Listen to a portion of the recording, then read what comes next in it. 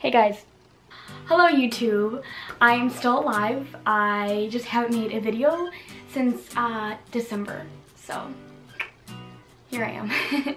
So today I'm actually going to be referring back to the Disney College program, and I'm going to be explaining to you guys how the application process works for the program, since applications just dropped a few weeks ago. If you are interested in knowing how to apply for the Disney College program, or just you want to hear me talk, just keep watching.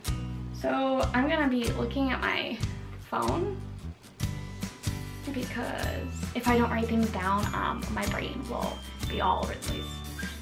It already is. How to apply to the program, and that's a question that a lot of people ask because they just don't know where to go. And whenever I tell people I work for Disney, everyone's like, what, how did you work for Disney? And literally applying to work at Disney is just like any other job. You just go to disneycareers.com and you can apply for literally internships, the college program, full-time jobs, part-time jobs. You can apply to work on the cruise lines, at Disney World, Disneyland, wherever, and it's a lot easier than people think. So after you go to disneycareers.com, you're gonna look for the link that says either Disney College program, or you can type it in the search bar, but there's typically like a big like apply now thing and like a green clickable. I don't know, that's how it was when I applied. And you just click on that and it'll take you through the application process from there. I would just make sure before anything you have a resume and a cover letter ready if you want. You don't have, I don't think you have to turn in either one, but you can if you want. And just make sure you have that ready if you want to attach that. I guess it's always nice to have. I don't know if they even look at it, but it's an option. I would also make sure that you have time to apply. I wouldn't do this if you're in a rush, or if you're in class, or you're going to class, or if you're about to go to work, or it's just a busy day.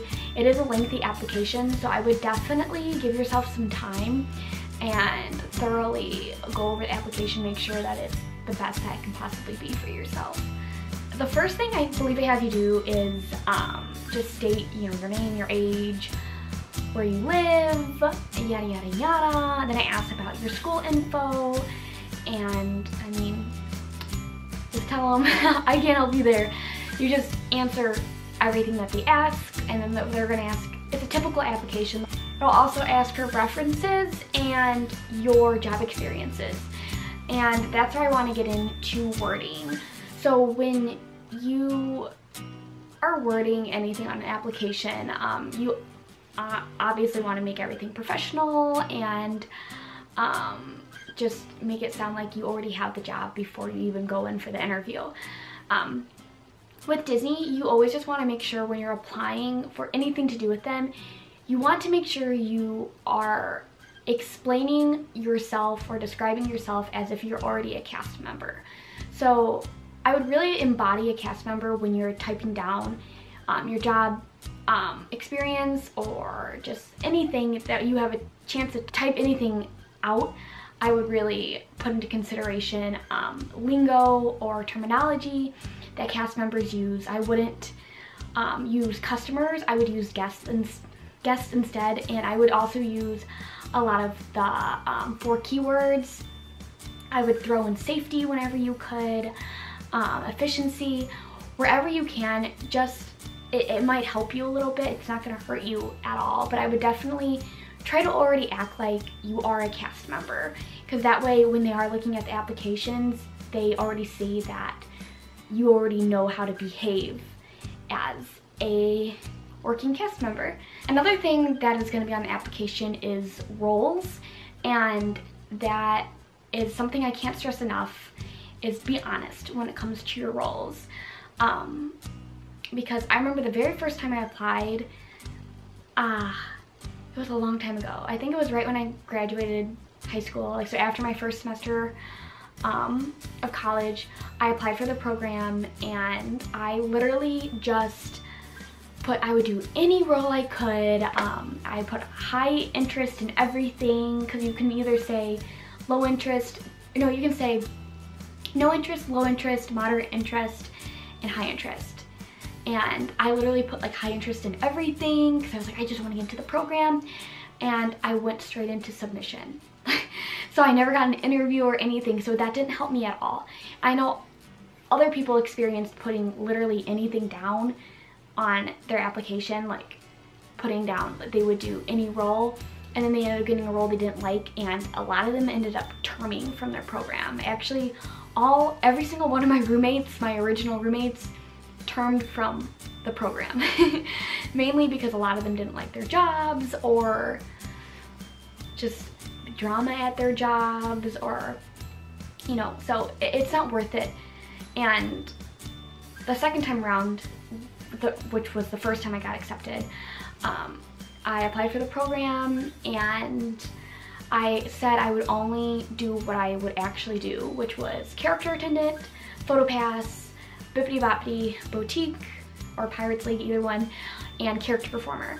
So that's only a few roles that I said I would do, and actually they ended up putting me in merchandise, which I had no interest in, which was really weird, but I had a ton of retail experience, so that's probably why they put me into merchandise. But I explained on my phone interview how badly I wanted to be a performer and how I have a lot of dance training, and my interviewer, he actually ended up asking me like, oh, what audition are you going to?